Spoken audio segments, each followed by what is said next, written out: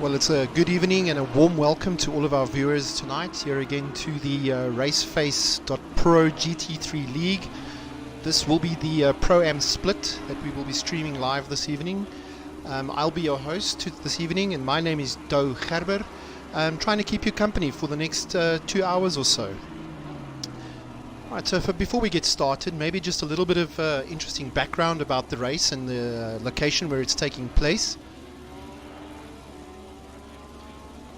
Right, so this evening's race is in Barcelona. Barcelona is in fact the largest city and the capital of the autonomous community of Catalonia.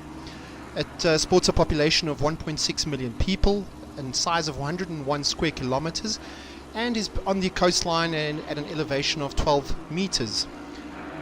So an interesting fact about Barcelona that I didn't know was that Barcelona did not have any beaches until the 1992 Olympics, when they actually created some beaches and cleaned up the area and started allowing people to actually use the beaches. And it was also thought to be actually an older city than Rome.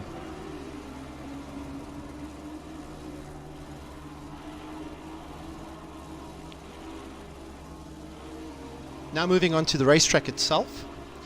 The official name for the track is the Circuit de Barcelona Catalunya. It is it's a pretty well balanced track. A couple of straights, lots of twisty turns, etc. So a good balance between, high speed of suiting vehicles with high speed, and also obviously the cars that are better in the turns. So yes, a good balance, and I think it's going to level out the playing field here this evening. However, we do expect we don't have any Lamborghinis in the field this evening, as that is probably one of the strongest cars on this track, followed by the Ferrari. The track's length is 4.6 kilometers. It has 16 turns, and the current race lap record is 1 minute 18 seconds, and that is held by Valtteri Bottas in the Formula 1 Mercedes-Benz. Corners to look out for tonight on lap 1 to 3, turn 1. Typically very notorious for incidents over there, as it's got quite a long start down to that first corner. The cars will be doing in excess of 260 kilometers per hour when they reach turn 1. And then the next one to look out for is definitely turns 5 and 7. And then moving into turn 9 as well. Turn 9 being quite a high speed corner, testing the drivers, their guts there to go through that corner. If you can carry a lot of speed through turn 9, typically you can get a good run down the straight into turn 10. Turn 10 being probably the most popular passing point on this track this evening. So keep an eye out for turn 10.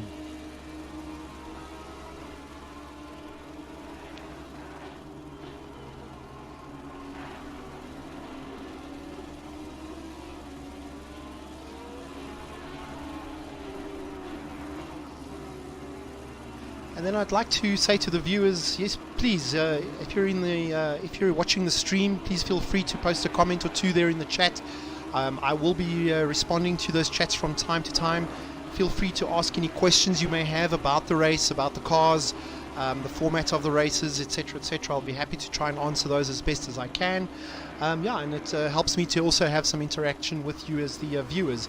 So if you're watching, please drop us a like, and also if you want to be reminded of the races in future, please do subscribe to the channel.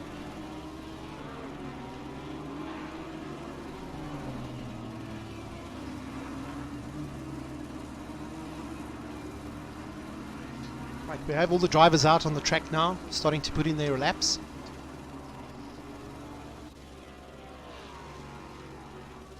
As we have a look at the timetable.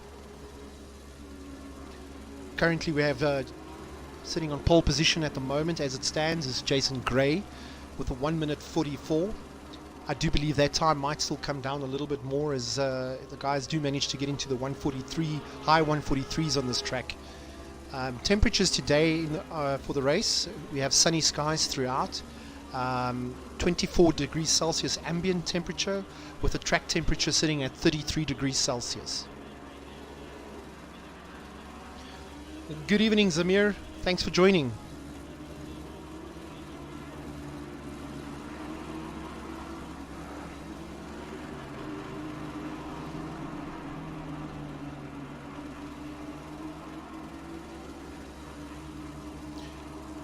And I'd appreciate if Zamir, if you can just give us a thumbs up there if the sound is okay, if my mic is at good volume. If you guys can hear the cars sounds decently, please just give me an indication there that the sound is setup is accurate. Thank you.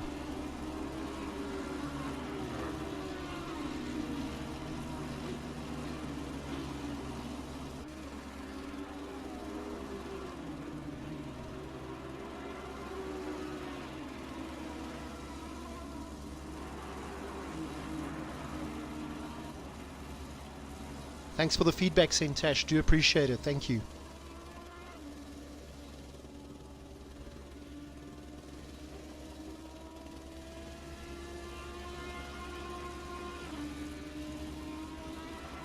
Thank you, Zamir. Appreciate it. Thank you.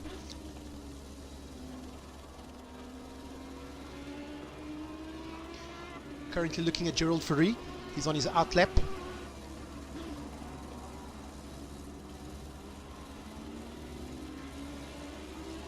Gerald, I believe, is a newcomer to the Pro-Am division.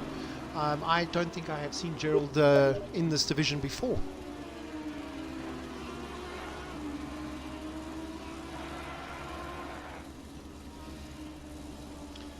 Partaking this evening's race in an Audi R8 LMS.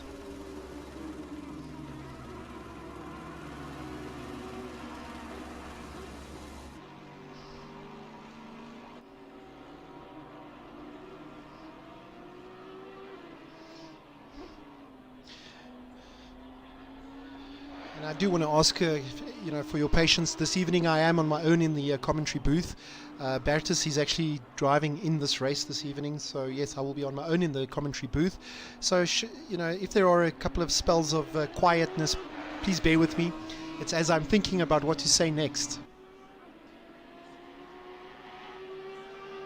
It sure is easier to do the commentary with two of us in the booth, being able to kind of fill in the gaps when you do run out of things to say from time to time.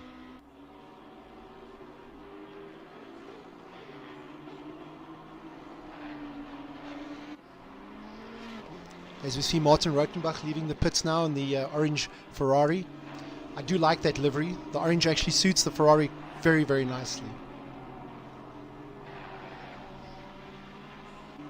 Really makes the car stand out amongst the crowd here.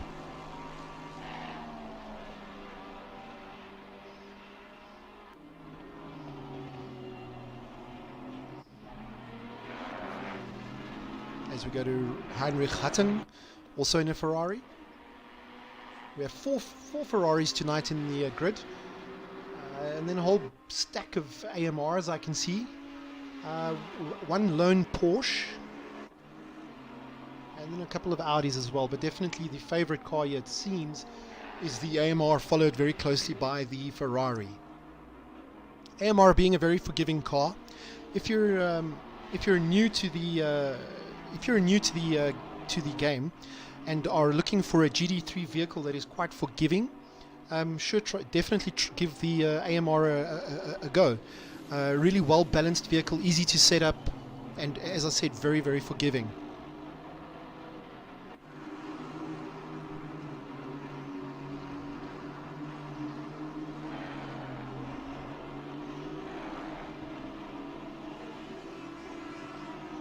That is true, Sentash. I'm not going to be sexist on the channel, so I would just rather not, and my wife is just around the corner, so I think I should just keep quiet about, women that can talk a lot more than men do.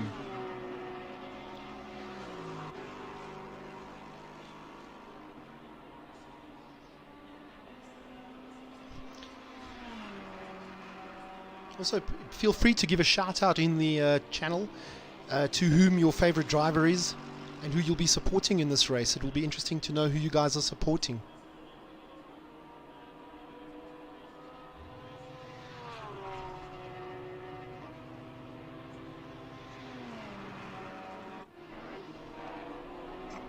As we move over to Jason Isherwood, one of our league leaders, I believe it is. Jason's quite a fast driver as well.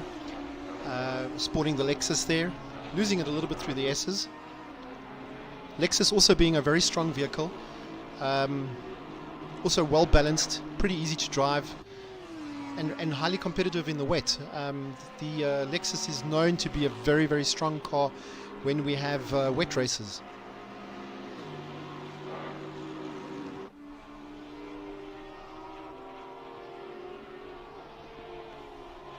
Jason Gray still holding pole position during this qualifying.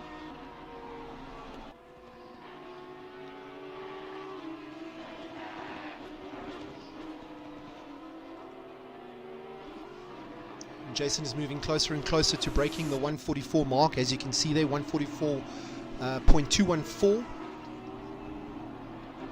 And then also just to reiterate again for the new viewers to the channel, you will notice on the timing sheet there that we have on the very right hand side we have plus 10 kgs, plus 20 kg, etc, etc. So these are ballasts that are applied to vehicles based on the individual's previous finish in the previous race.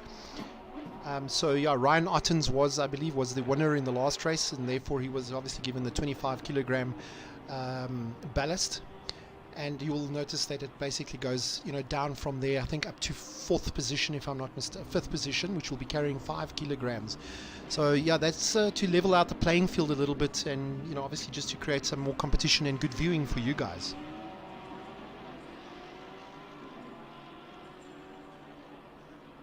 Great, Sintash, you supporting Russ. I had a chat with Russ 2 days ago on the Discord channel.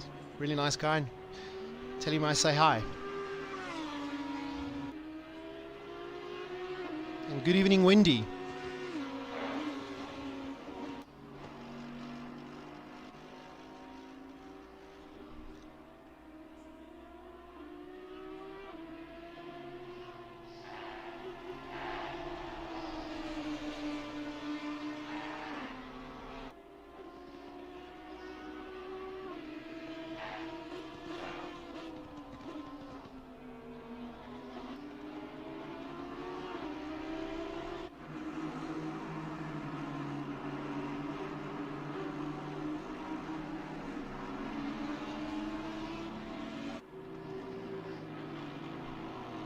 As we follow Russ Sebald in the AMR, driving out this evening for Team RSP, number 777.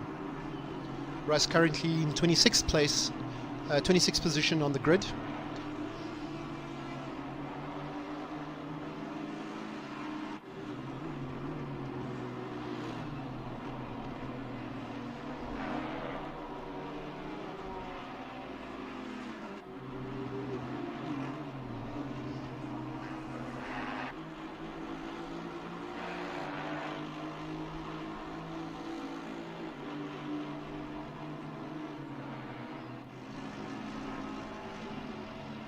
Five minutes of qualifying remaining.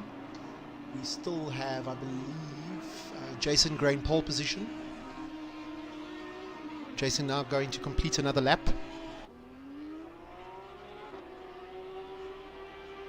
However, he has not bettered his time of 144.214, but he has still secured the pole position by 1/10 of a second, it seems. Chris Heineke in the Mercedes AMG, currently in the second position on the grid, driving for Ghostworks Racing.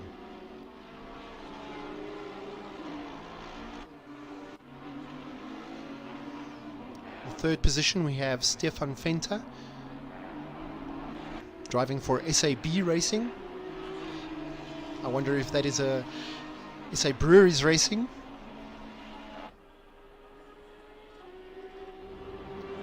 Fraser Cooper currently in the pits, 5th place on the grid.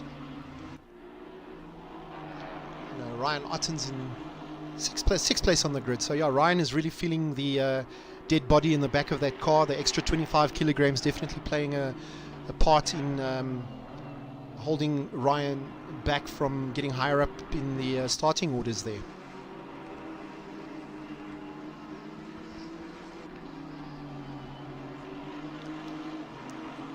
Ryan driving for Kai K Racing.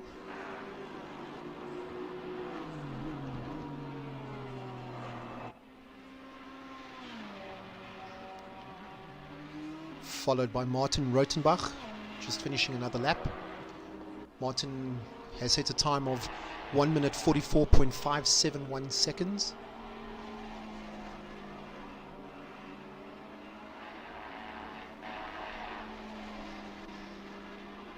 Martin also carrying a ballast of 15 kilograms there.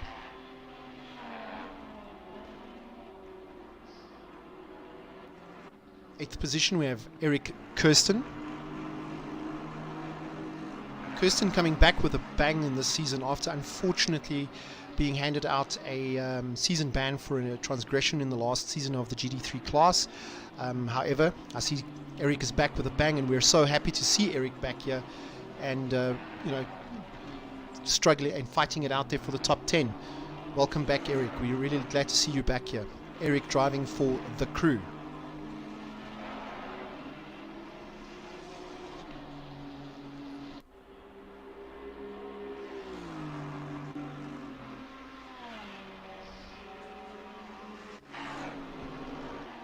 Ninth position, Gerald Ferry.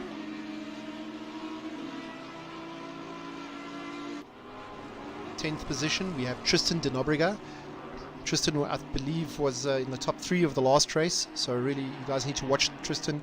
Really fast driver, driving for BRS Porsche.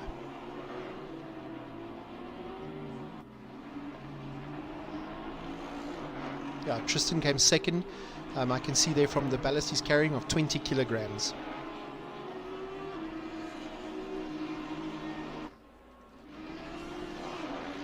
Twelfth place we have Yaku Nadir driving for Speed Demons. Dean Paul Pratt in an AMR.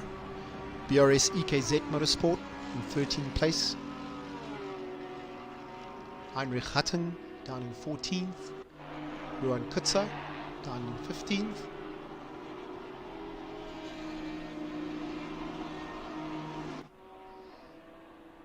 Nardus Fick down in 16th, sitting in the pits at the moment. I believe he feels his quali is done. Clinton Riddell still out there trying to see if he can improve. Stephen Terblanche from Team RF Super Leggera, also trying to see if he can better his time, currently in 18th position.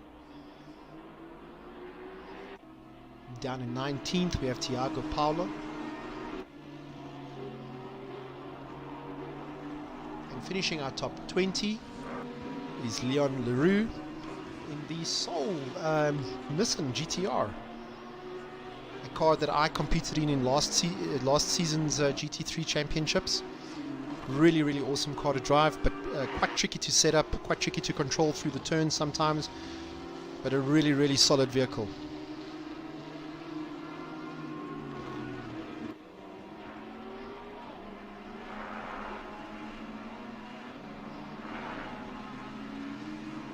Down in 22nd place we have Hansi Myberg representing Team Tryhard Racing. That's the team that I'm currently managing, so yes, I will be watching closely where Hansi is going to perform in this race.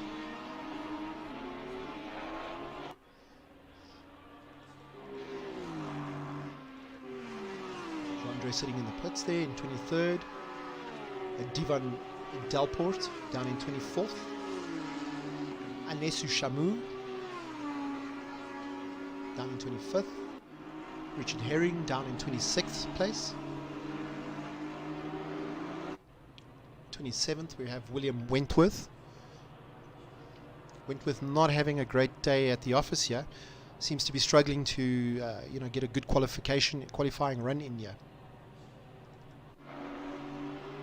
Down in 28th we have Russ Sebald. And all the way down in 29th we have Bertus Hichu, also representing Super Leggera ZA. And yeah, just to mention, Bertus is obviously the brains and everything behind this RaceFace league. So yeah, unfortunately Bertus often has to jump into the qualifying at the last minute while he gets servers and everything up and running, and struggles to then join in time, and often has to start right at the back in these races. But we would like to say a big shout out to Bertus for making this league possible and doing such a great job of hosting it for us. Thank you, Bertus. And with qualifying being over, I'd like to take the opportunity also just to give a shout out to our league sponsors, Resource Complete and Black Ribbon Simulations.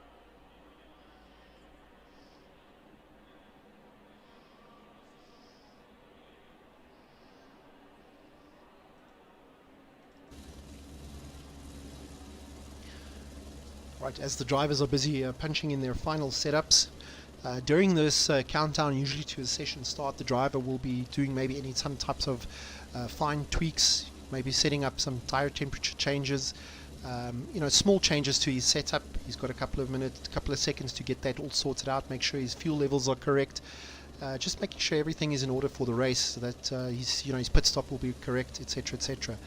And that's usually what this countdown allows the drivers to do before the start of the race.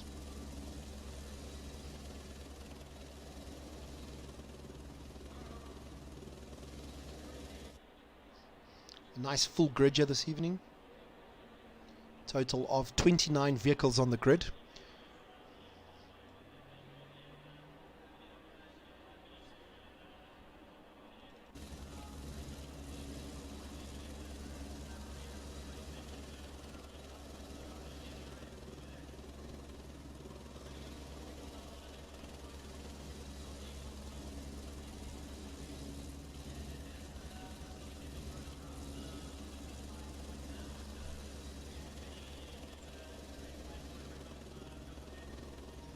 Second countdown is started.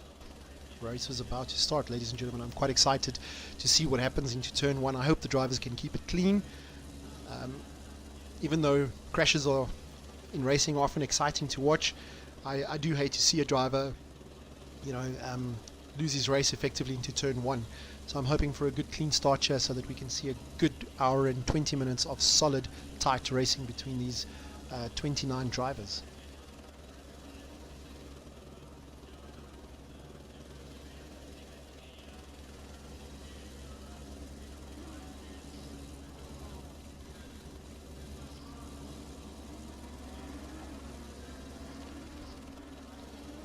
As they will now depart on their formation lap.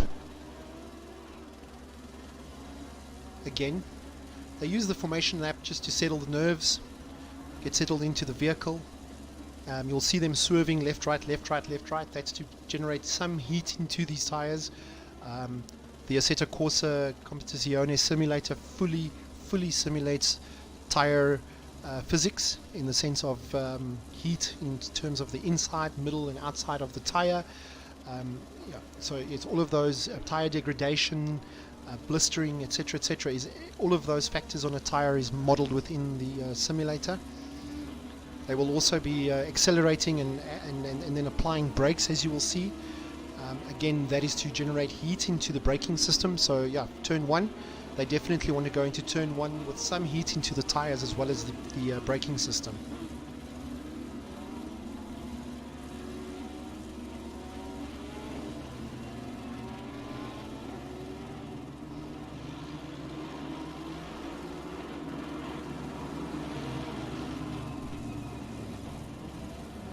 This hairpin is generally quite interesting in terms of passing maneuvers. Can also get quite tricky on turn one.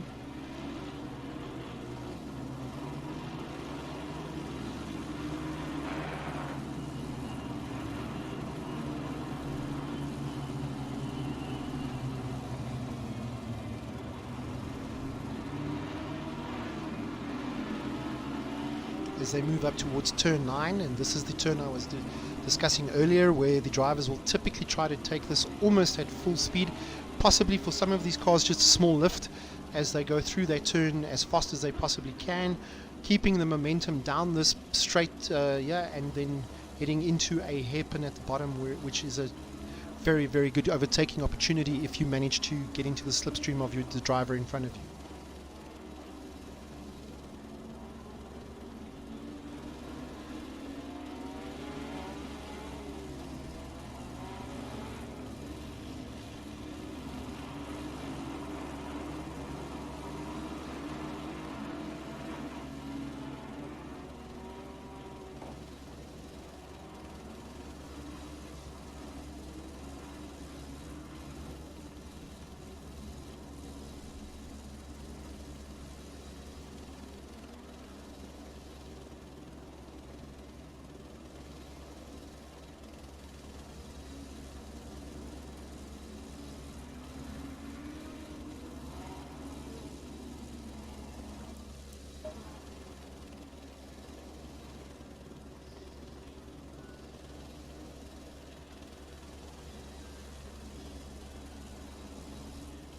As they line up, they will get the green in the next couple of seconds. Green light, go, go, go. And there we go, the race is on, ladies and gentlemen. As they accelerate down to turn 1 at about 260 kilometers per hour, they'll take a hard brake into turn 1. See some shuffling happening there. Gerald Ferry in the lead.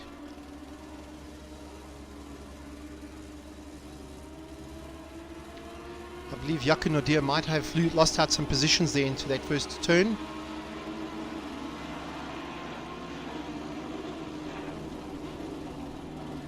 As our drivers start settling in and get through lap 1.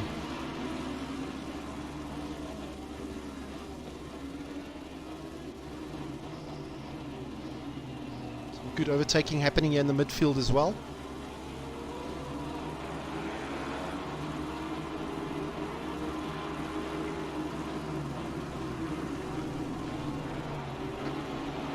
Tristan De Nobrega being chased very hard by Jason Isherwood I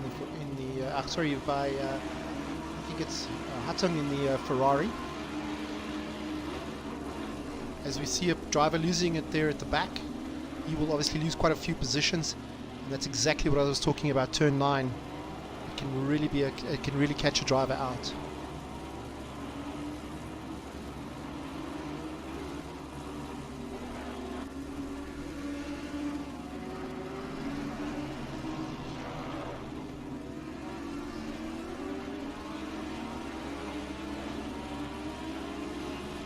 We see the train moving through the S's. What a beautiful sight, what a beautiful sight.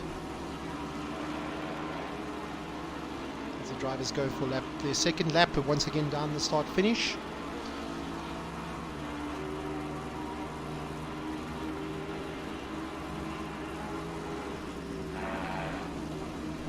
As we see Clinton Riddell putting some pressure on Nigel Fick now.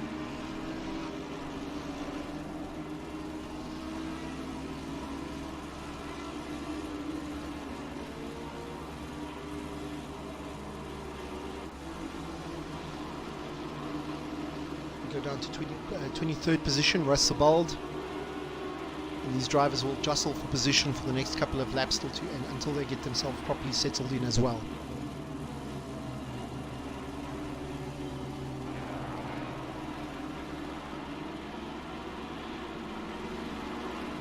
Good clean start from the entire pack on lap 1. No incidents. Glad to report no incidents.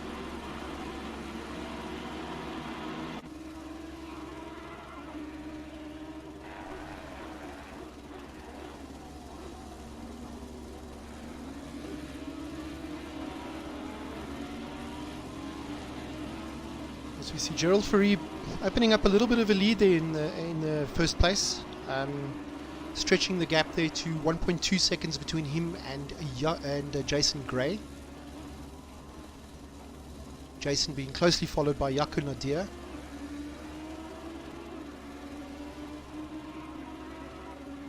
So we'll keep the cameras on this little tussle that's starting to develop here for second place.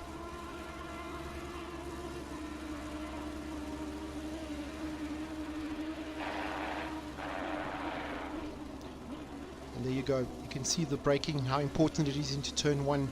It's definitely a turn for the late breakers there.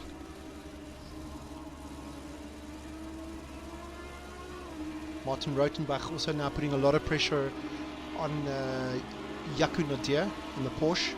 Ferrari being stronger around this track than the Porsche typically. As you can see him lining it up here for this turn which I mentioned earlier.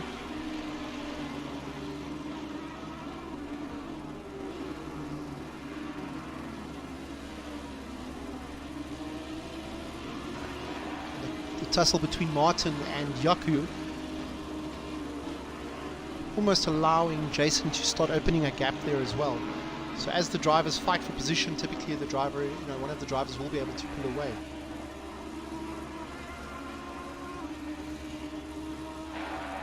Watch closely, ladies and gentlemen, as Martin is going to keep on trying here into the hairpin for a pass.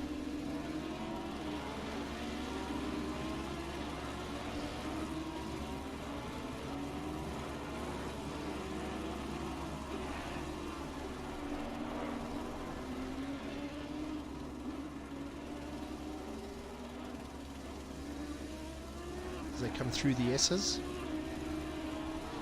Coming out of the S's, drive is very, very important through this turn over here.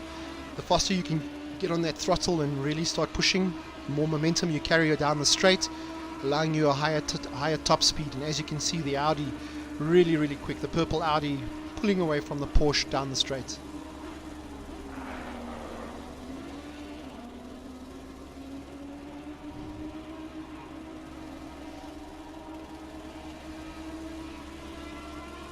Good evening, Elani. I see you're supporting Stefan Venter there this evening. Thank you for joining the live stream.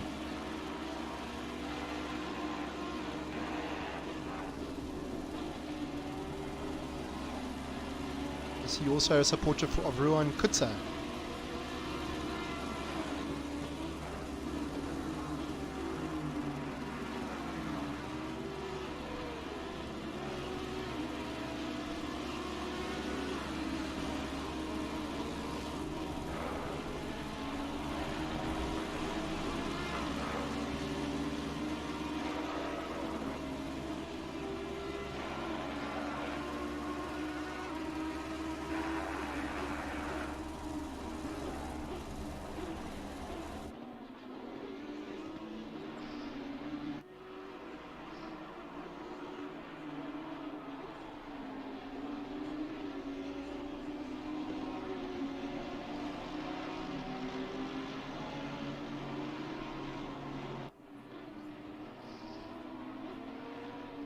Rotenbach pushing Nadir very, very hard yet through the S's again.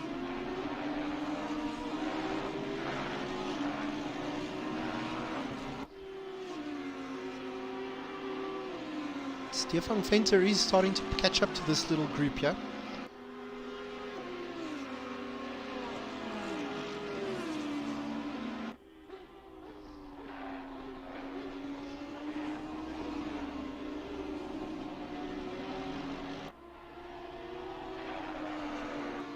Chris Heineke making a move on Martin Rotenbach. I think Rotenbach is so concentrating on Nadir in front of him that he almost got passed by Heineke.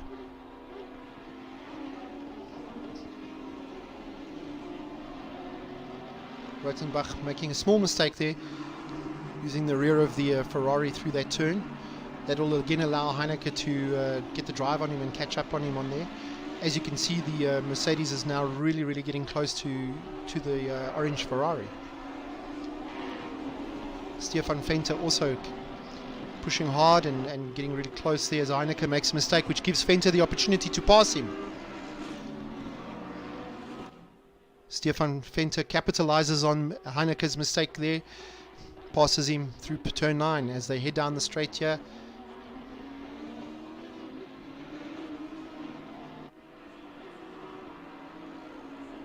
Venter going wide on the exit there. Managing to hold off Heineke again. Oh, as Venter loses it and makes contact with Heineke, unfortunately there. That was unfortunate. This is unfortunately what happens when these drivers are put under a lot of pressure.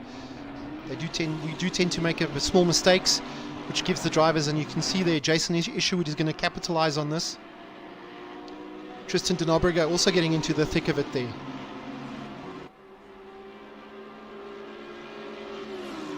Venter having to defend down the straight here.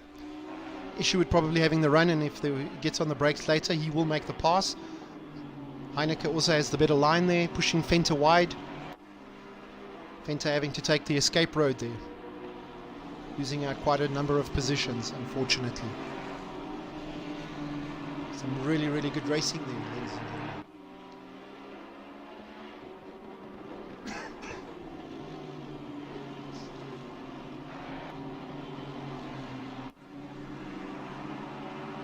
As we go back to the fight here for 6th place, Isherwood, Heineke, De Nobrega and Nel now joining the party, with Hatton not far behind.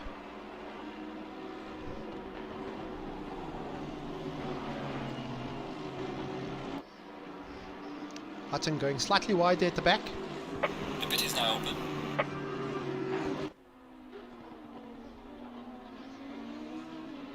As Venter loses it in the back, unfortunately the Audi does not seem to be playing with him this evening.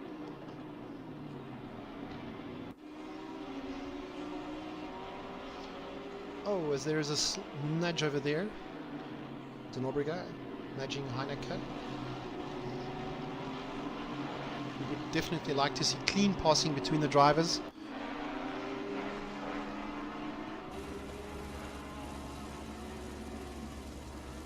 De Nobrega putting a tremendous amount of pressure there on the driver in front of him.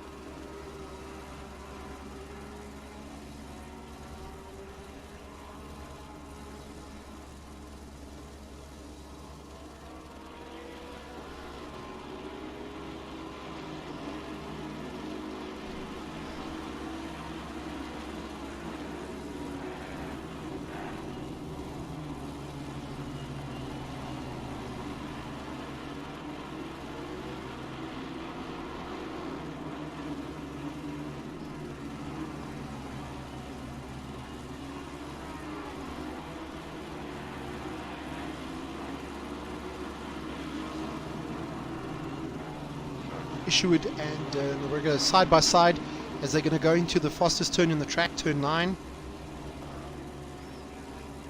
Side by side through there. And again, here it will be who's got the most guts to do the late braking and to also get it through the hairpin. De Nobrega going wide, was late on the brakes, the switchback coming from Isherwood. Isherwood probably having the drive here. De Nobrega getting the inside line. I think with Johan Null capitalizing as well there. Isherwood having to defend hard. He's got two drivers there trying to take a position from him.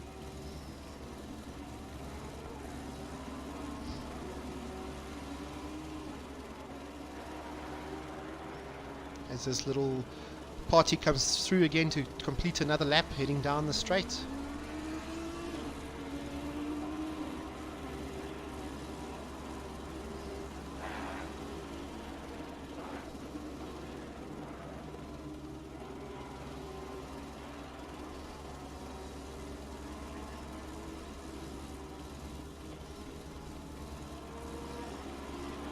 So while we're watching this battle develop here, just to explain to our viewers, we don't have a live stewarding in the races at present. However, what the process is, generally if there are incidents throughout the race, if there are any incidents that do take place, the drivers will then post-race log a incident, and then we do have a full panel of stewards that review those logged incidents. The stewards will also review laps 1 to 3 any and all incidents, even the ones that were not logged necessarily, to see if there was any argy-bargy or transgression of rules, etc., and obviously then award the necessary penalties.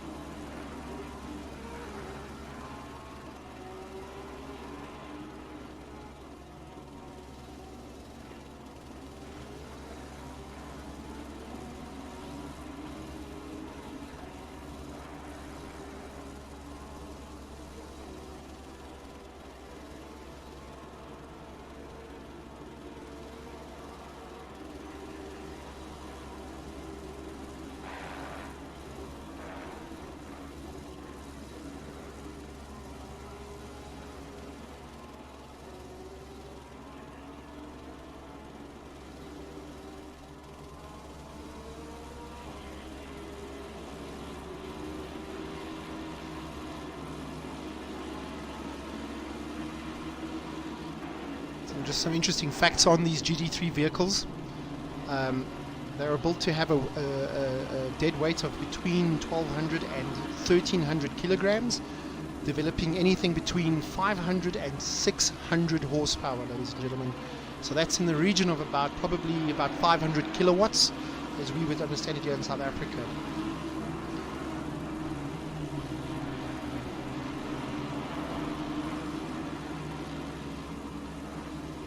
All the cars have traction control and ABS assistance, which the driver then can set during the race to his own liking, being able to set the ABS up or down, same with the traction control, being also able to adjust that up or down. Another parameter which the driver can set during the race while he's driving is his brake balance, which has quite a big impact in terms of how the car performs under hard braking. So for example, into turn 1, possibly there the driver might want to have a little bit of a rearward brake balance to allow him to go into that turn quite hard, and then trail brake through into turn 1.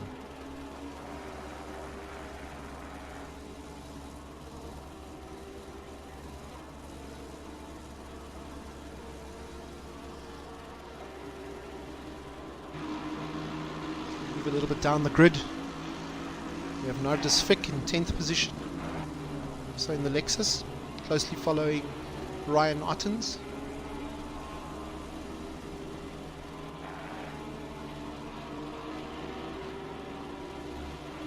Sorry, I lied. My timing sheet still has Ryan Ottens, who has actually got a DNF. The time sheet still have Ryan's on here.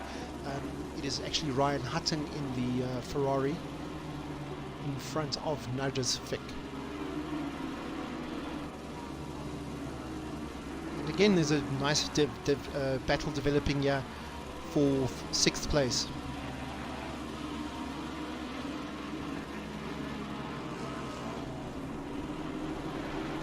So we see Chris Heineke making the move on Jason Isherwood.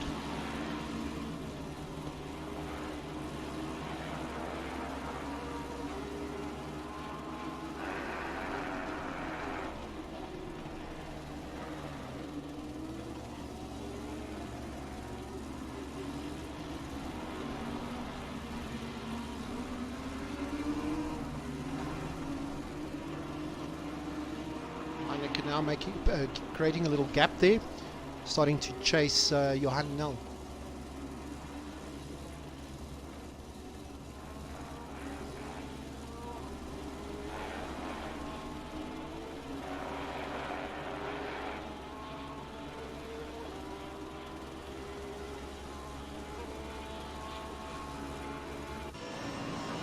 As we jump on board with Chris Heineke in the Mercedes AMG.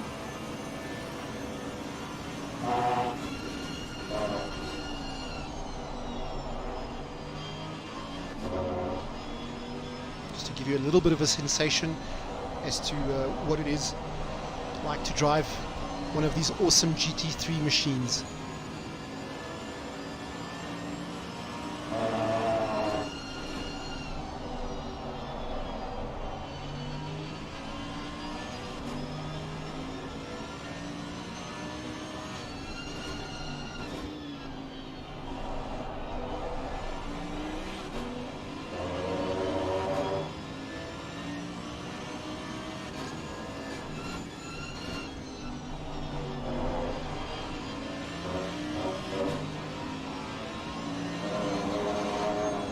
Pushing Johan Nel quite hard now. Again, getting a good drive here through turn 9, heading down the straight towards the hairpin, where I'm sure he is going to attempt a pass. Yes, he does. Late on the brakes, which will give Johan Nel an opportunity to possibly try the switchback. Heineke manages to make it stick. Excellent passing maneuver there from Chris Heineke.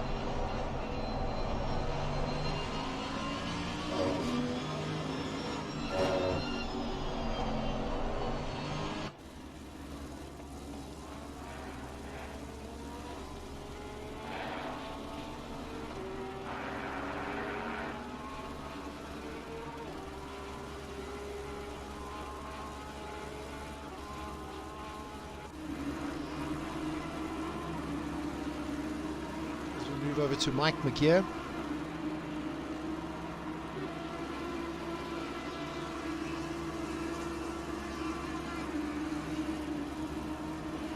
Lexus chasing Wandre Brits. Again, late braking into turn 1. Steven Terblanche lurking there in the back, waiting to take the opportunity if the two drivers in front of him make a mistake.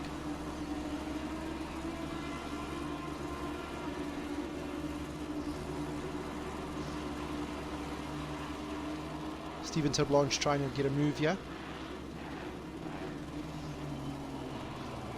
And unfortunately makes a mistake there and hits Mike McGear from behind. I do believe Stephen missed his braking point there, possibly. Fortunately, nothing serious.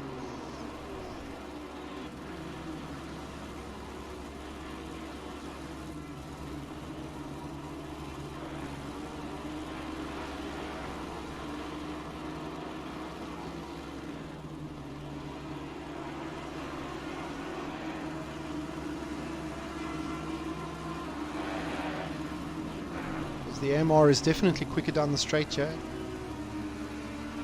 Stephen Tablanche will try and have to try to be a little bit more patient.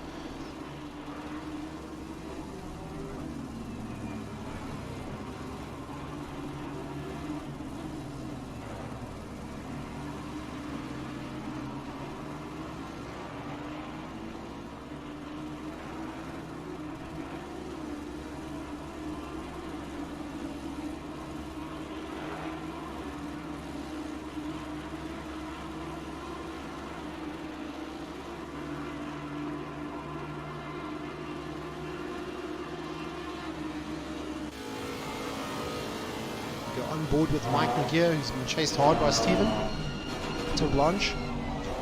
This is for your driver in the front make a mistake. Mike can now capitalize on that.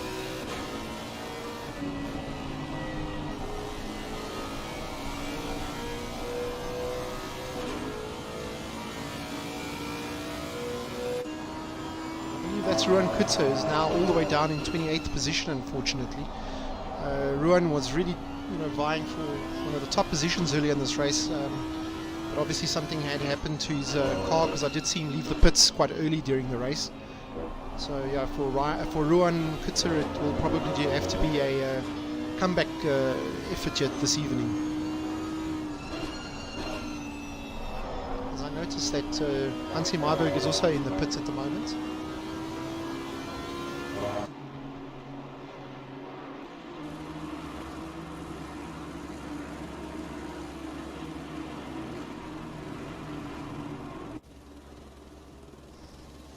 I do not know if that is a retirement by Hansi or if it's a scheduled stop. It would be quite early in the race for him to do his scheduled tyre stop. That usually happens around a minute with 45 minutes left in the race. So I do believe that might have been an incident that caused him to either not finish the race or he's busy doing repairs to that vehicle.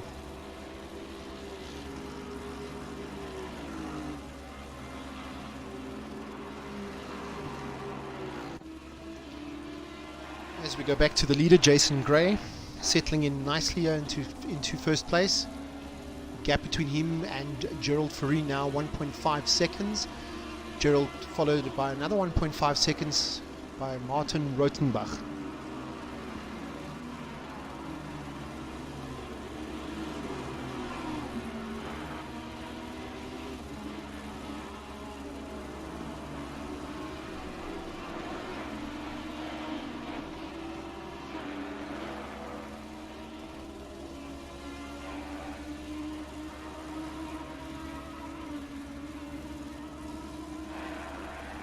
I'll take this opportunity to run us through the positions at the moment.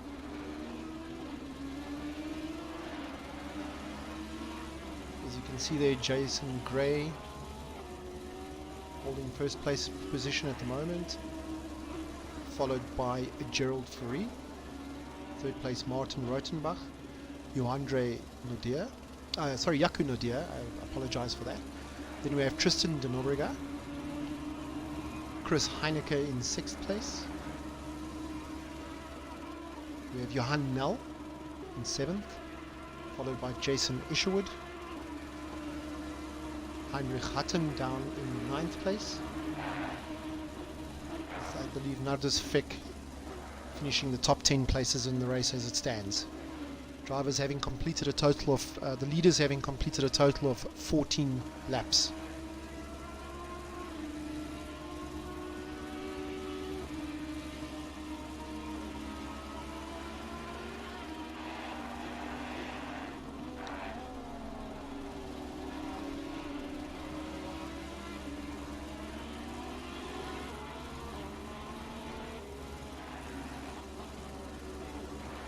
as our top 10 seems to have settled in now into a groove, quite a big gap between the various drivers in the top 10. Generally a gap of about 1 to 2 seconds between each driver, all the way down to 8th place. Yeah, this battle for 8th position between Jason Isherwood and Heinrich Hatting and Ryan and Nardis is still raging.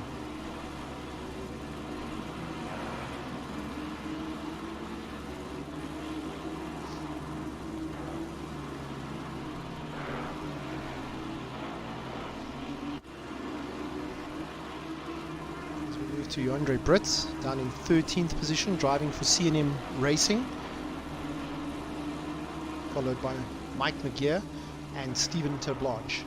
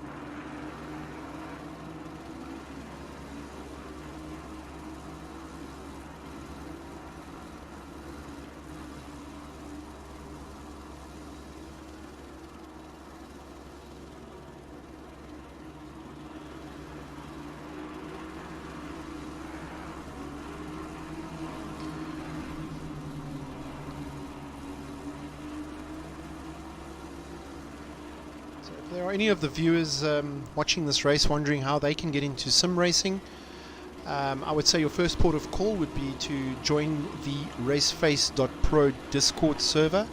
The details of how to join that Discord server is available on the RaceFace.Pro website. On there you will be able to ask all your questions, be able to buy equipment as well. There's quite a good buy and sell, section on that Discord channel, where you will be able to probably get a good bargain on a steering wheel and some pedals, etc. Also, you'll be able to ask any questions around what type of hardware you need from a computer perspective, etc. And the community there will be too happy to assist you with any of your questions.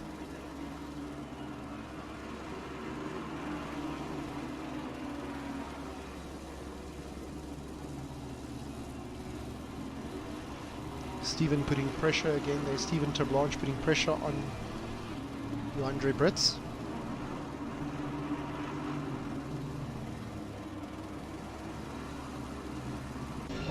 We go on board with Stephen Terblanche, driving for Team RF Super Leggera.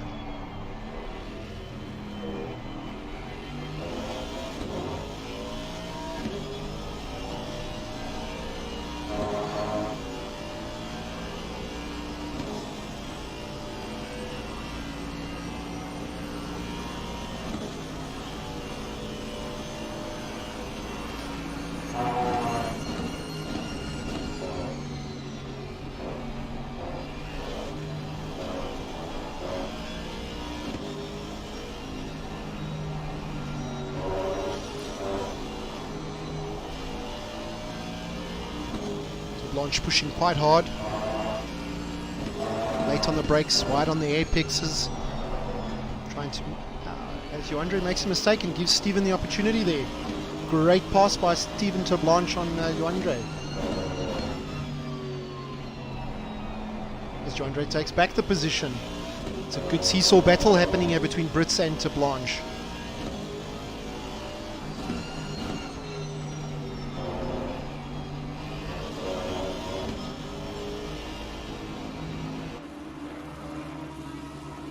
As we move back to the helicam to try and give us a better view.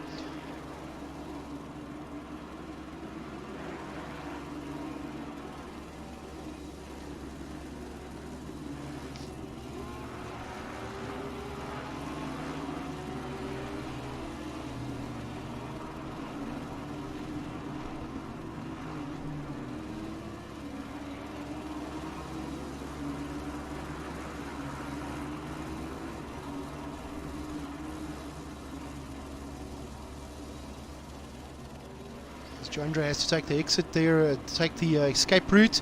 That gives Stephen Tablanche the opportunity to take the position.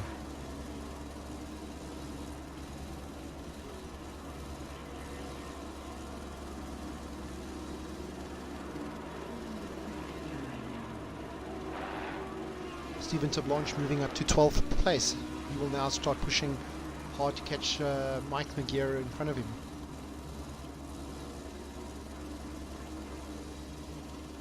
As we move a little bit further down the pack, we have William Wentworth, 17th position.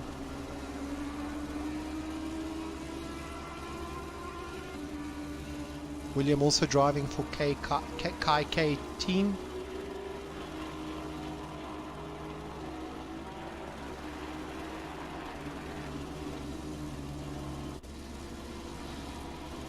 Leon Leroux down in 18th position in the Nissan GTR GT3, driving for Black Widow Racing Wolves.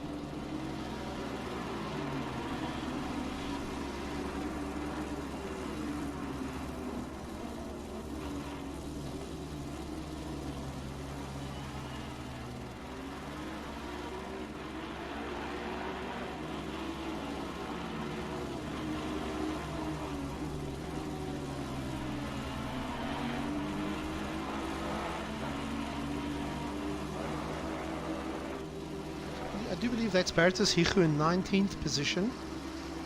Looking like he is going to be passing Eric Kirsten down in 24th. So this is a back marker. Kirsten must have had an issue somewhere in this race as well to be that far down the pack, as he was really quick during the qualifying session.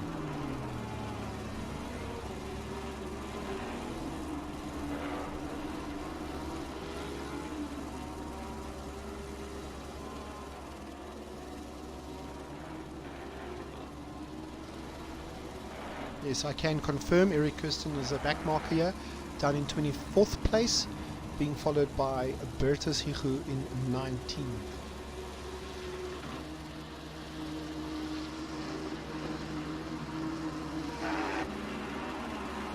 Ivan Delport down in 25th place.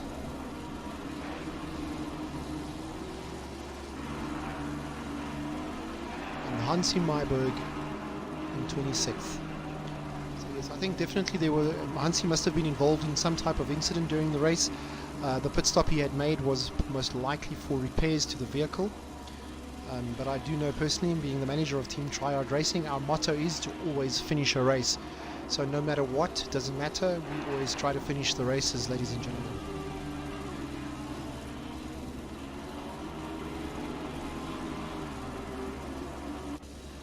As we have Tiago Palu down in 27th place. Paolo also qualifying quite high up in the ranks to be all the way down in 27th place.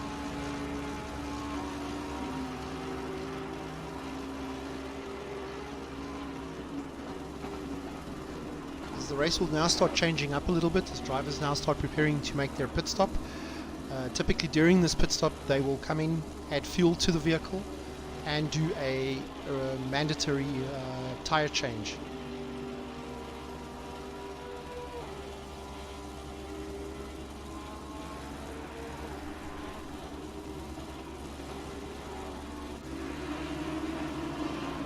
So the race rules for the GT3 league stipulates that a driver has to make one mandatory pit stop during the pit window period, where in that pit stop he has to take on a new set of tires.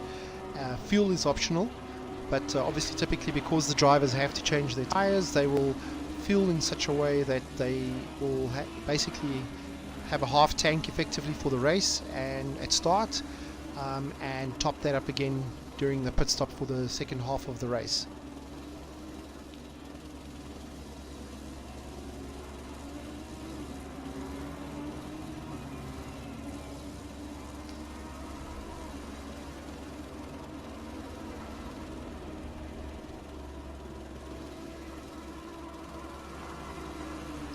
Like to say again thank you and a big shout out to the viewers for tonight. Thank you for supporting our league, and I hope you're finding the racing entertaining.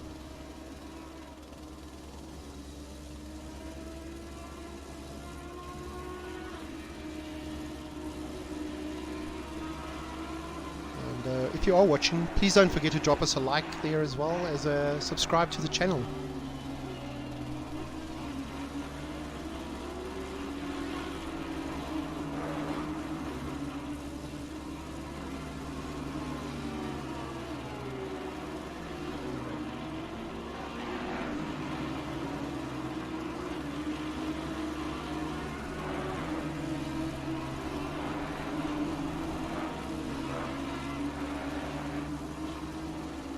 Jason Gray still in first place. The comfortable gap of about 2 seconds between him and Gerald Fourie, followed by Martin Rothenbach a further 2 seconds down the track.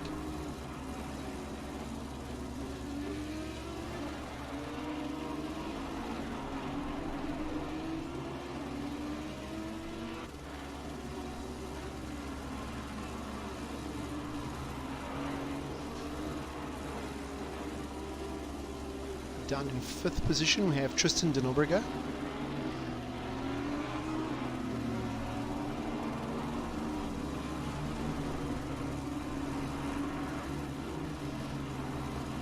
Still a quite tight battle here between Heineke and De Nobrega.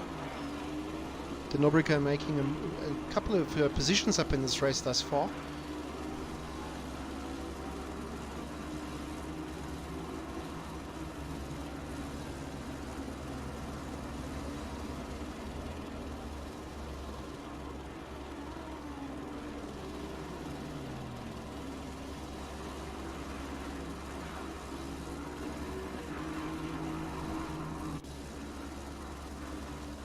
Down in 6th position, Heinrich Hattung, followed by Jason Isherwood.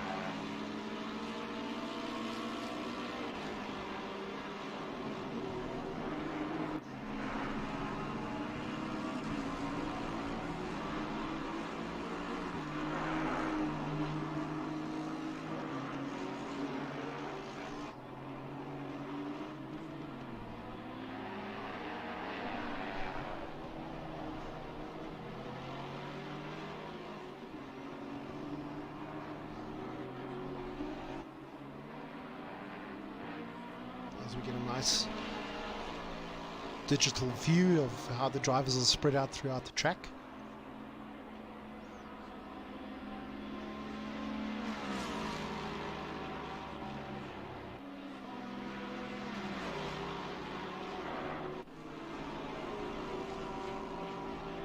I see Douw De Nobrega has now gone in for his pit stop.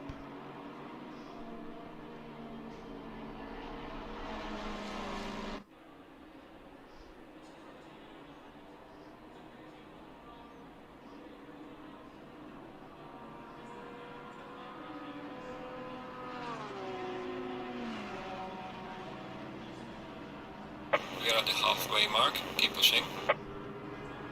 And as you just heard there, ladies and gentlemen, that is the halfway mark for the race, as De Nobrega now leaves the pits. Chris Heineke and Martin Rothenbach, I believe, are still to pit. So De Nobrega possibly trying to see if he can go for the undercut here.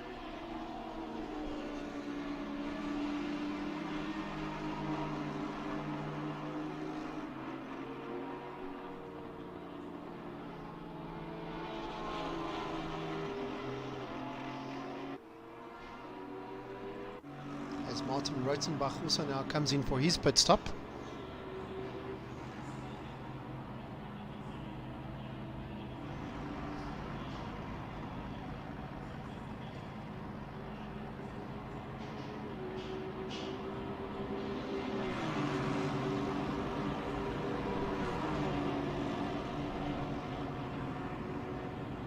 So does Chris Heineke. I believe all of our front runners have pitted now, except for Jason Gray, who seems to be stretching out quite long in terms of pit stop strategy.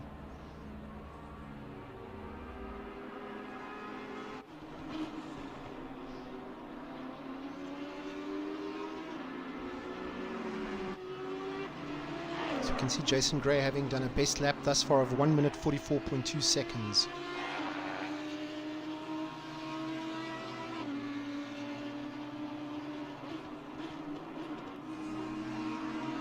Speaking of correction, ladies and gentlemen, I see it's 1 minute 44.841 seconds is the best lap he has completed thus far. That I believe will also be the fastest lap of the race thus far.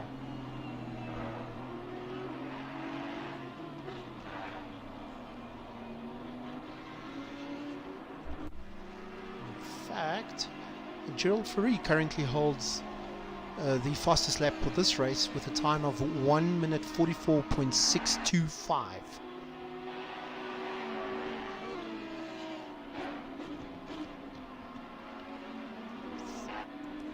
Gerald Ferry now in 4th position as Jason Gray comes in for his pit stop. Jason driving for Retro Esports Neon.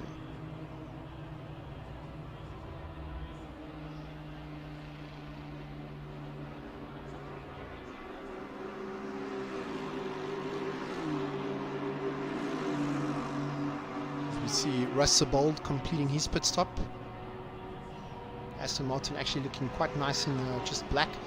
I do believe he might be running a custom livery, which unfortunately I did not install this evening on my system. So custom liveries aren't showing, but nevertheless, Aston Martin looking really, really good in all black. As I see Joandre Brits getting a drive-through.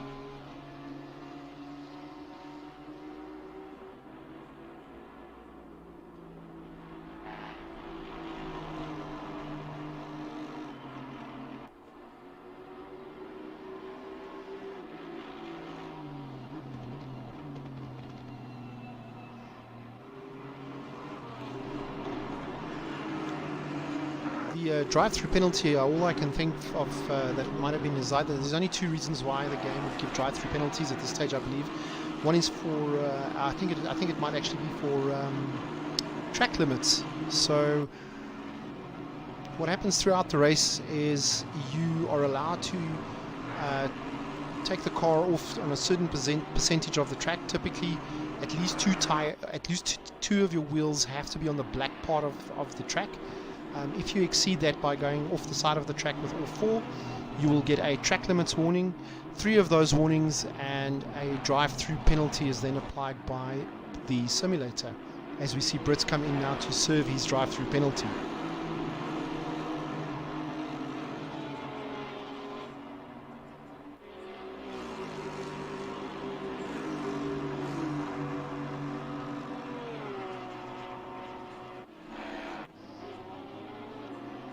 As we hop back to the leaders.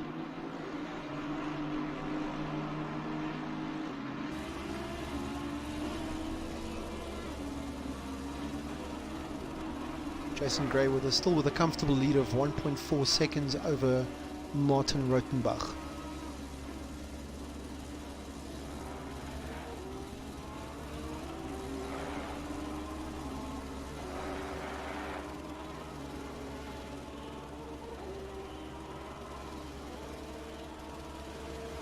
Audi's setup seems to be quite good this evening. Really, really quick down the straights with exceptional handling through the turns as well.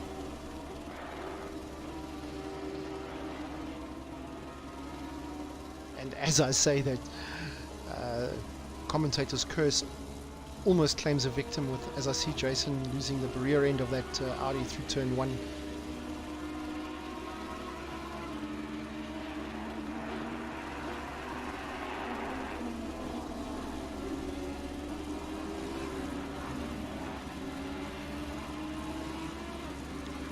We're down to third position, Gerald Ferrari, chasing Martin Rotenbach in the orange Ferrari. The driver in the middle there would be Eric Kirsten, who's a back marker. As you can see him getting way as he gets waved blue flags to let the faster vehicles come get through.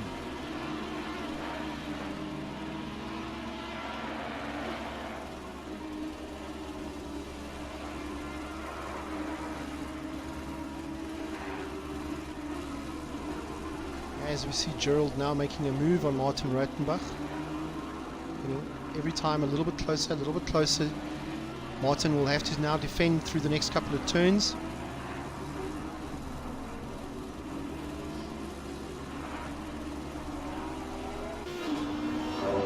As we go on board with Gerald Ferrari in the Audi R8 LMS.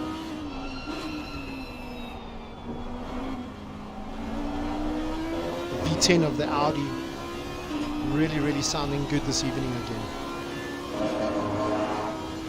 Audi being a normally aspirated vehicle, no turbochargers, so it's good old V10 high revving power.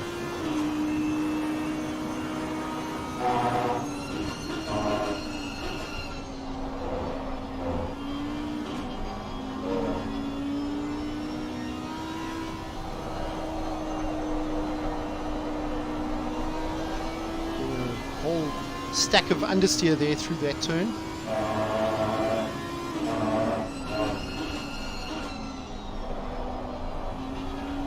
Much better turning on that one.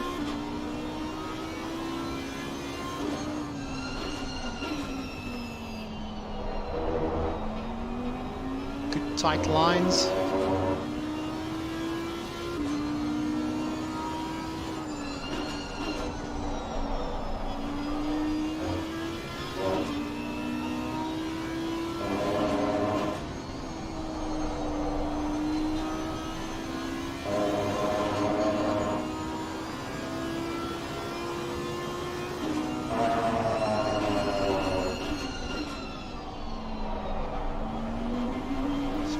Hard on the brakes into that hairpin.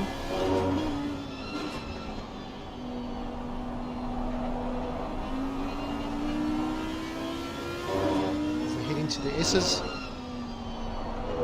Rotenbach makes a small mistake there, giving Ferrari an opportunity again to get it a little bit closer every lap.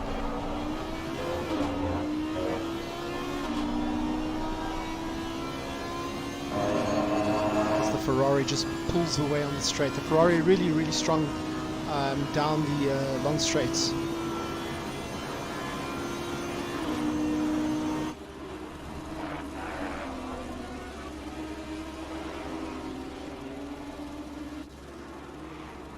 As we move to the fight for fourth place, Tristan De Nobrega, followed very closely by Jaco Nadir in the AMR.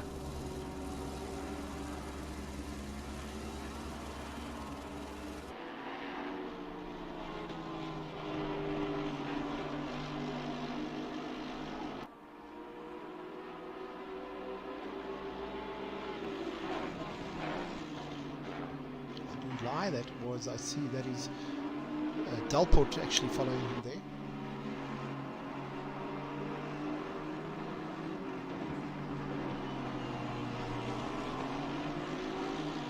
Delport being one of the back markers. So Heineke still chasing down De Nobrega.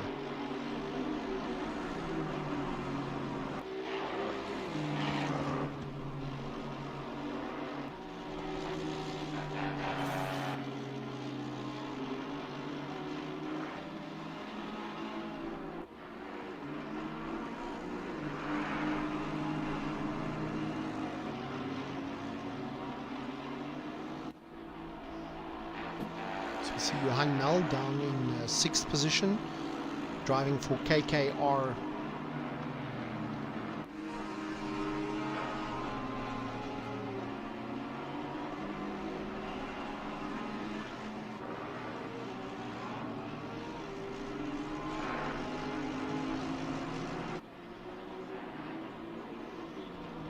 Seventh position, we have Heinrich Hatten. Rinaldi Racing being one of the in-game racing teams and liveries. Interesting fact about Ronaldo Racing: South African David Perel, part of that team, and I do believe he will be driving for this team. In the, David Perel will be driving for Ronaldo Racing in that green Ferrari in the 24 Hours of Spa, which will be held this weekend.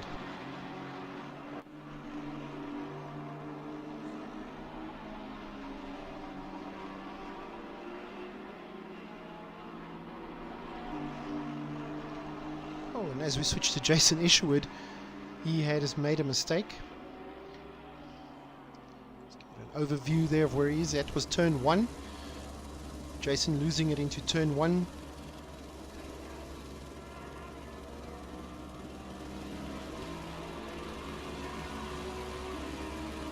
Which I do believe gave Nardus Fick the opportunity to make the pass.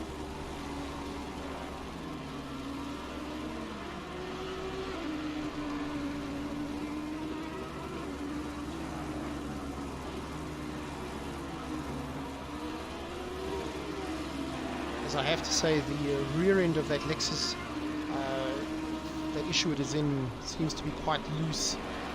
So probably quite good on turning, etc. But through the high-speed turns, I can see that the rear of that Lexus is not working with Jason this evening.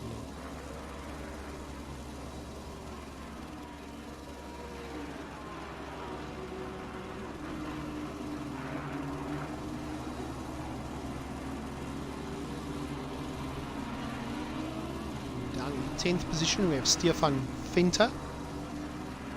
Good solid drive there from Stefan Venter, representing SAB Racing.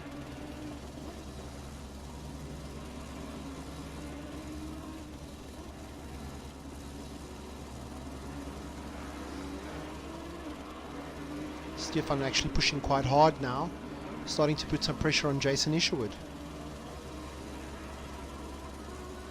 As he's in that slipstream, Stefan will come out, hard on the brakes into turn 1. Isherwood won't be confident, as he had lost the car in this turn on the previous lap. He has the inside line in Isherwood, but through the next turn, Stefan Venter makes that pass stick. Well done. Stefan now moving into 9th position.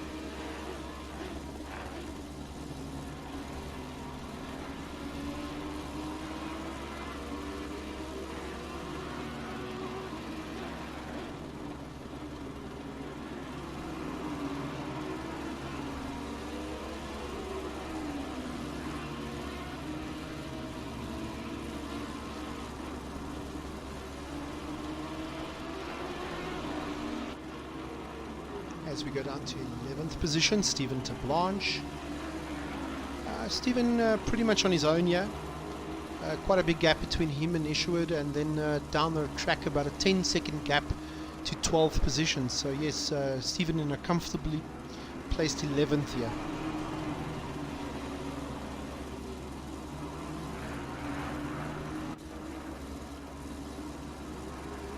As we move to William Wentworth from Kai K team, down in 12th.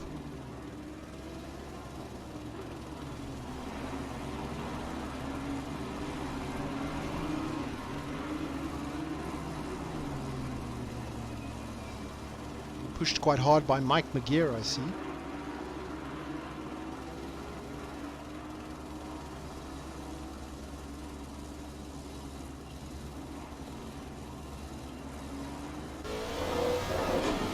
As we go on board with Mike McGear,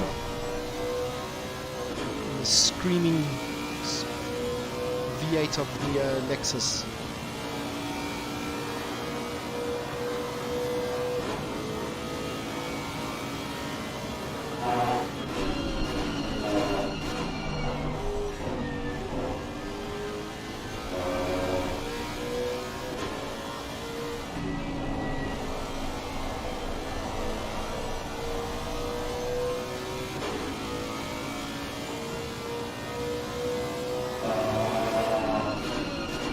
Driving for Black Widow Racing Griffins.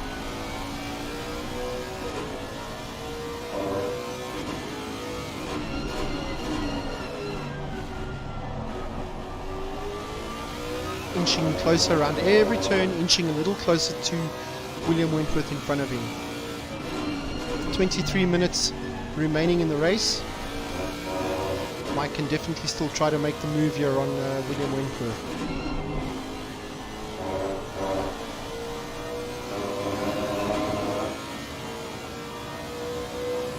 As I see another driver being given a drive-through penalty, which I can only assume is for track limits.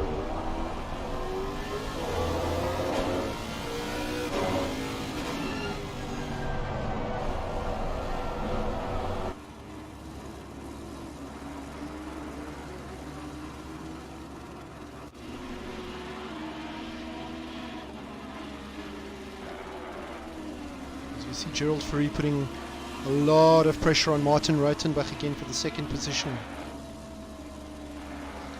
The drivers will now start pushing even harder with only 23 minutes remaining in this race.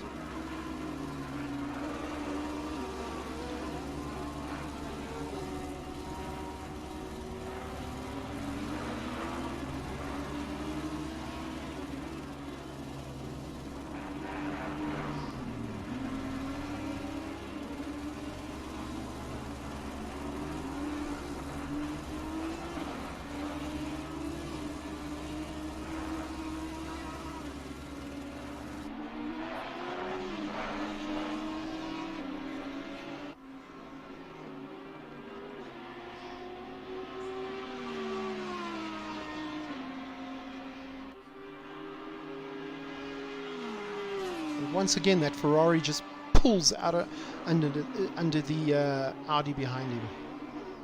Really, the Ferraris are very, very strong down the straights on this track.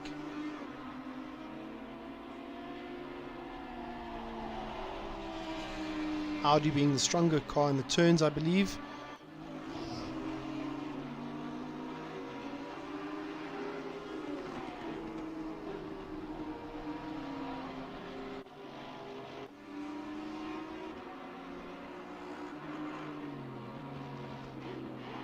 As De Nobrega and Heineke are still battling it out. These two drivers have been going at it for more than an hour, ladies and gentlemen. Backwards and forwards between Heineke and De Nobrega.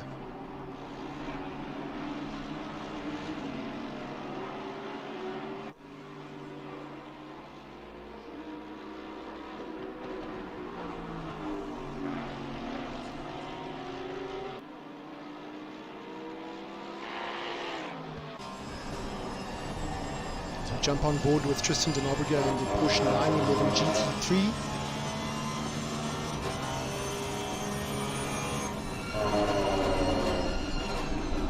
Obviously a rear-engine vehicle with a notorious snap oversteer.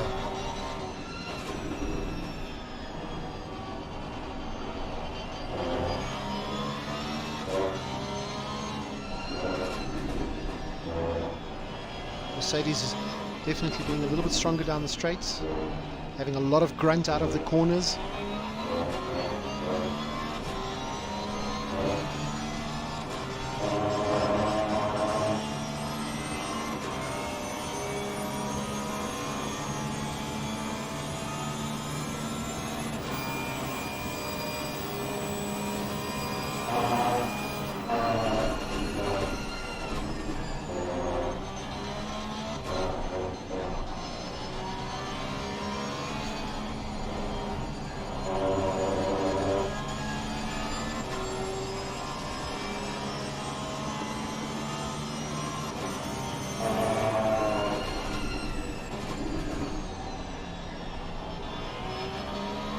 Nobrega keeps pushing hard. Heineke having to defend. Nobrega just keeping the pressure there, looking for a mistake from Heineke to make his move.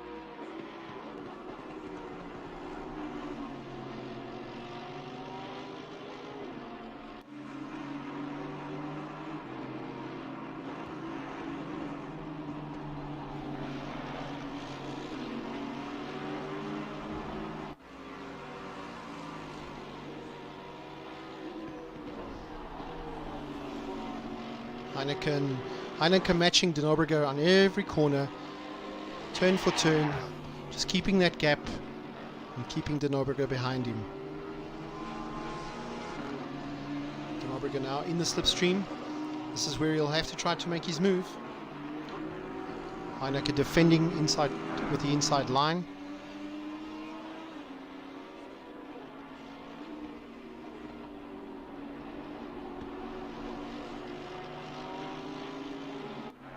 As we jump to Martin Rottenbach in second position, also still being closely followed by Gerald Ferry. But once again, as you can see there, the Ferrari just pulls out underneath the Audi down the straights.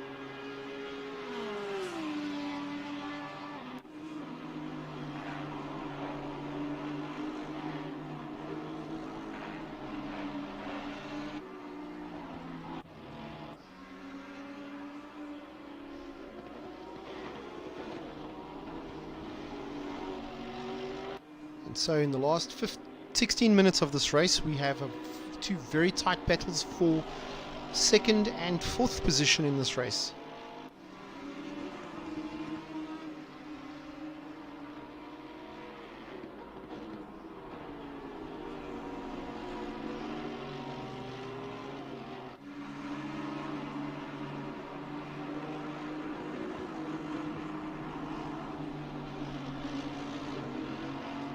The Mercedes obviously being a much bigger car than the Porsche, allowing Heineken to make himself very, very wide, making it very difficult for De Nobrega to attempt to pass. Barcelona not really being a track for good passing, really just this hairpin that they're coming towards now, as well as turn one being potential passing areas.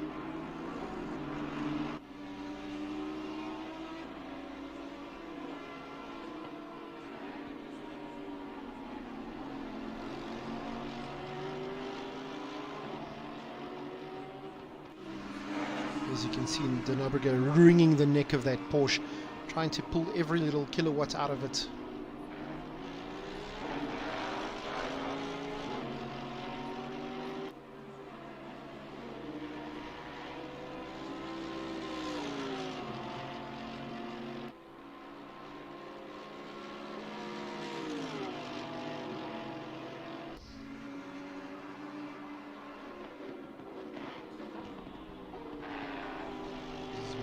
Quick look at the leaderboard at the moment.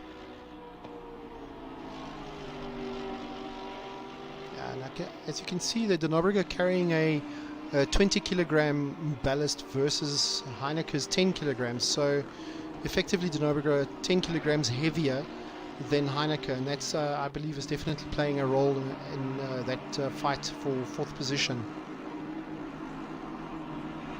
We can also see Martin Rottenbach carrying that 15 kilogram ballast, which is obviously playing quite a big factor down the straights.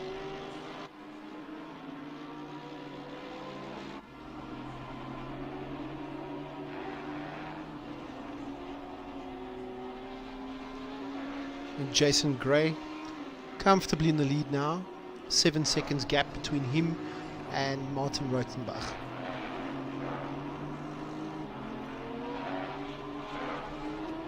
Gray now just consolidating his lead, putting in the steady laps.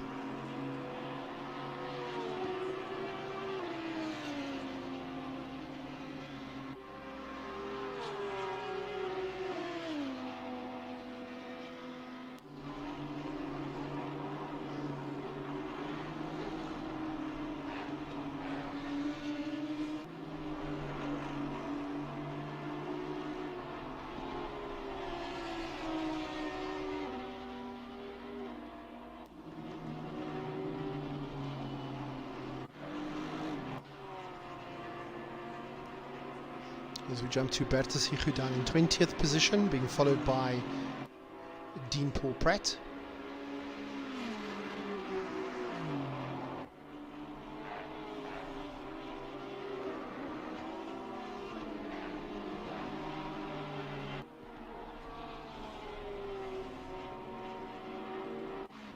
little further down the track, we have Eric Kirsten in 22nd position.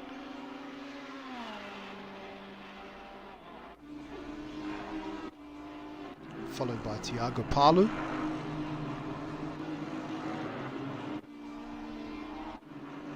Ruan Kutze in 24th place.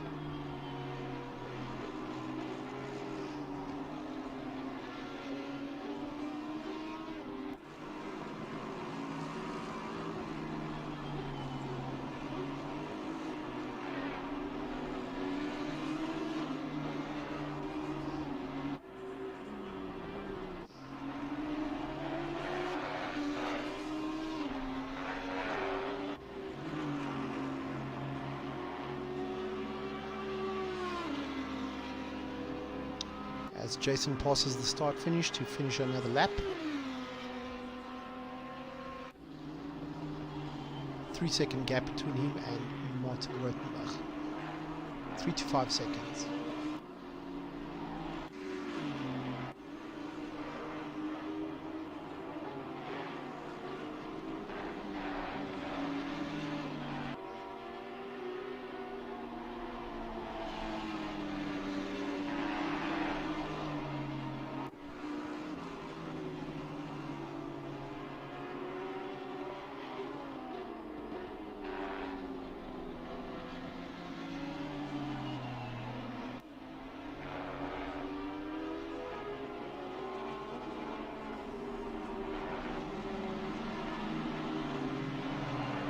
As we stay with Rothenbach and Fleury,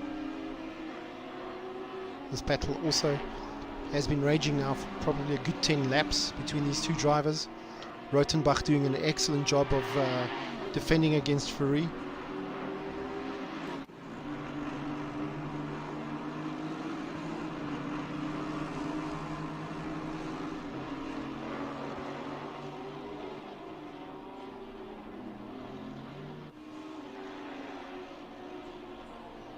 Fleury tries to make the move there. Rothenbach defending once again.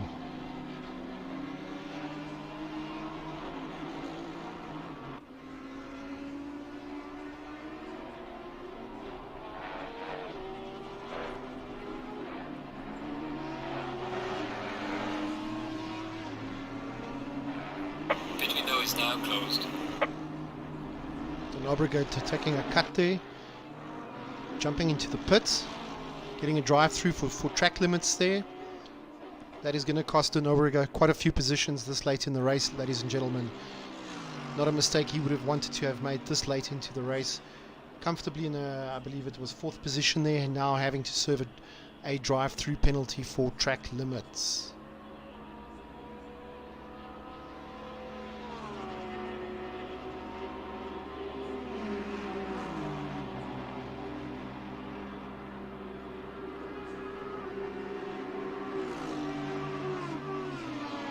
Jump to Johanel. Johanel passes him now.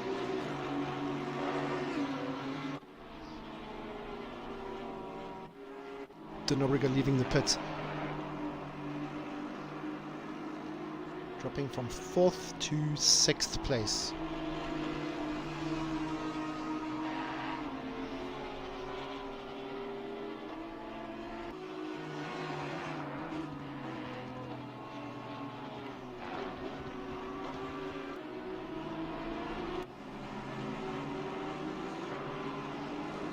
Johanel picking up a position there because of that drive-through.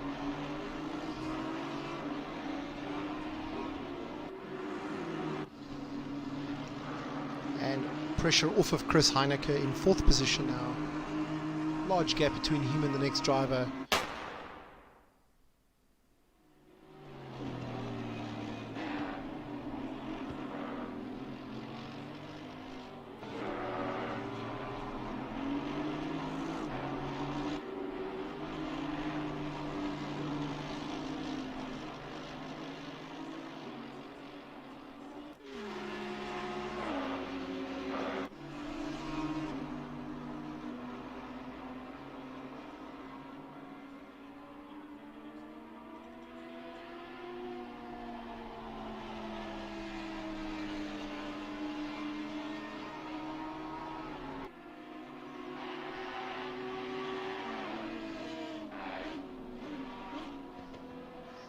it is at this time of the race, ladies and gentlemen, where a lot of drivers will start thinking, you know, is it really worth it for me to push hard to try and get that position? Should I just settle for the position I have, consolidate, get the points, rather than risking this late in the race to possibly have an incident and a spin? You know, so it is a way up between, do you race until the end with a very high risk of having an accident potentially, or do you settle in and take that position you've currently got?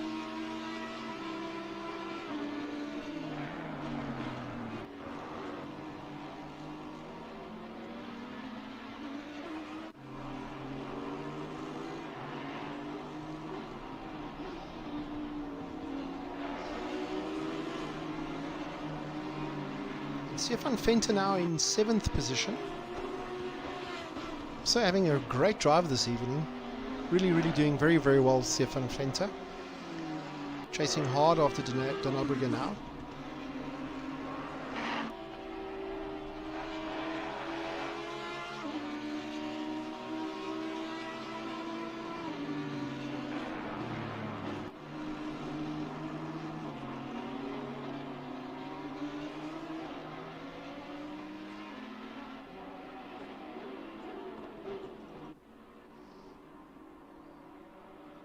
Fick down in 9th position in the Lexus, driving for Black Widow Racing Vipers.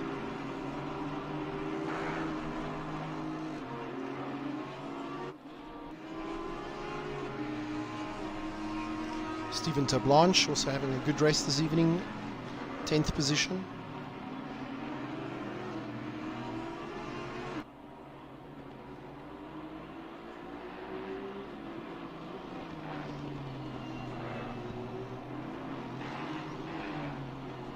Stephen now being in the late stages of this race, being put under pressure by Jason Isherwood. Isherwood would definitely want to get that top 10 finish in this race.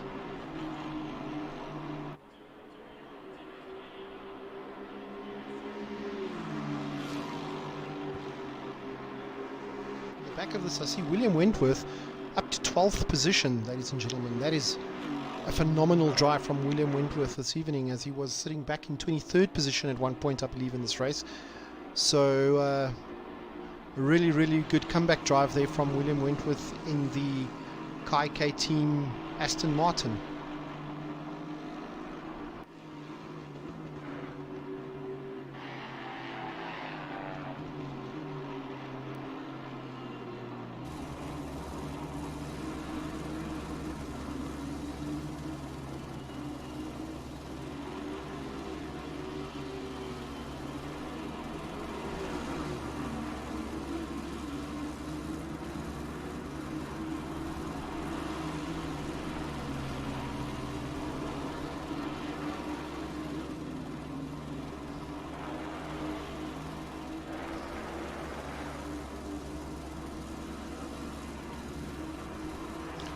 Jason Isherwood inching every time a little bit closer and a little bit closer.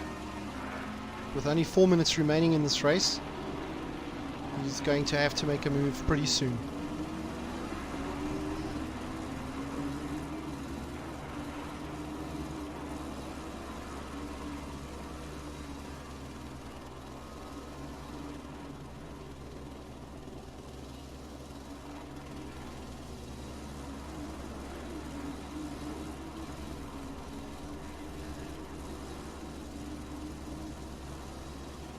Stephen Tablanche just looking quite solid in that AMR. I think he is going to be quite difficult to pass.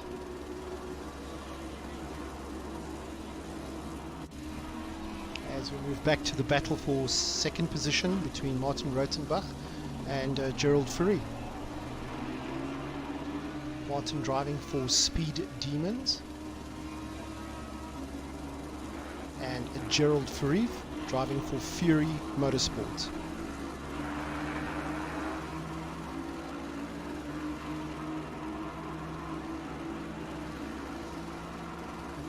Ladies and gentlemen, if you were ever thinking of getting into GT3 racing in real life, these vehicles starting prices from about 350,000 euros.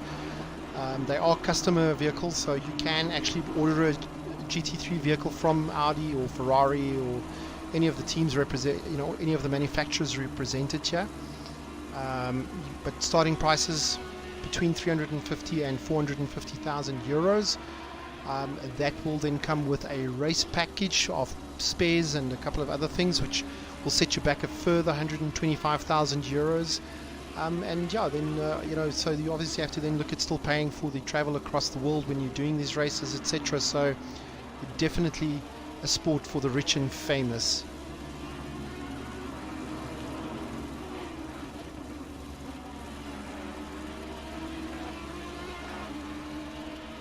Also, I'd like to remind you at this point that in time that the 24 hours of Spa GT3 race will be taking place this weekend, starting on Saturday afternoon. Probably between 40 to 50 GT3 cars competing in a 24-hour endurance race around one of the most iconic tracks in Europe, Spa-Francorchamps. If you would like to have a look at that race live, check out the GT World YouTube channel. Just do a search for GT World. Our leader is now on the final lap of the race.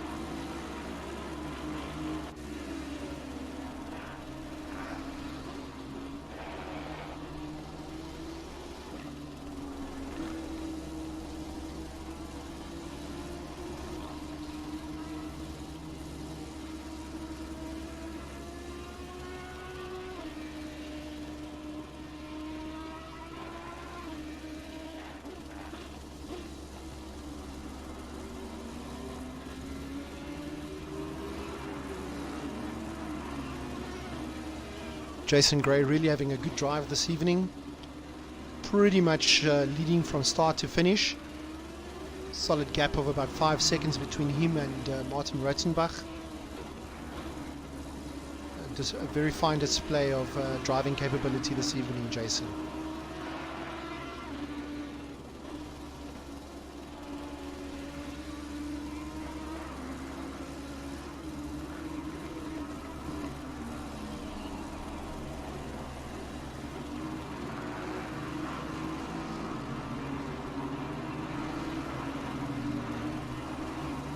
Jason is coming into the final few corners here.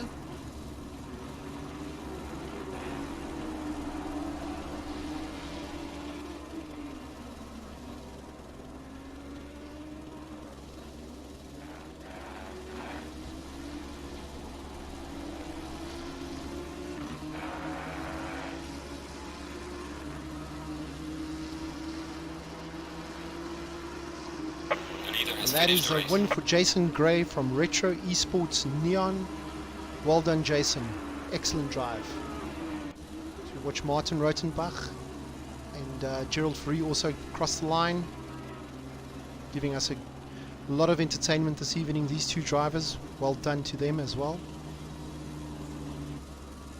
Chris Heinecke finishing in 4th position for Ghostworks Racing.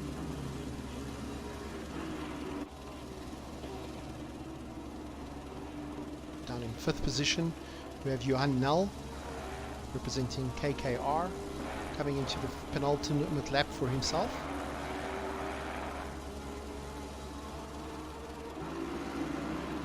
Stefan Fenter, I see, has made up another position, finishing a very, very respectable 6th place this evening. And Tristan De Nobrega finishing in 7th position.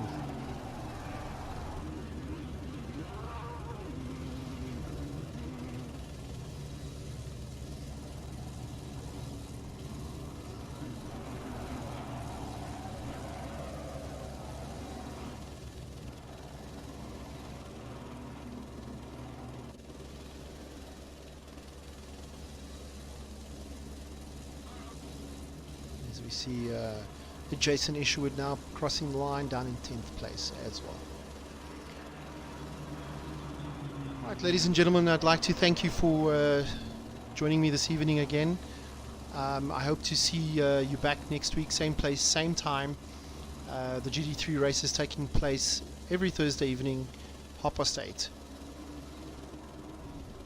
Thank you and have a good evening.